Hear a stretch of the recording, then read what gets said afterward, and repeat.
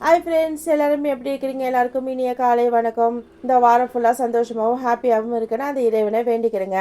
நம்ம வாழ்க்கை வந்து ஒரு கண்ணாடி மாதிரி தாங்க. நம்ம சந்தோஷமாக பார்த்தீங்கன்னா சந்தோஷமாக தெரியும், துர்க்கமாக பார்த்தீங்கன்னா துர்க்கமாக தெரியும், கவலையாக பார்த்தீங்கன்னா கவலையாக தெரியும். அப்போ நம்ம எப்படி பார்க்கணும்? சந்தோஷமாக பார்க்கணும். வாழத்து ஒரு வாழ்க்கையிலங்க நம்ம சந்தோஷமாகவும் ஹாப்பியாகவும் வாழ்வோமே. அப்புறம் என்ன சமைச்சேன்னு பார்க்குறீங்களா?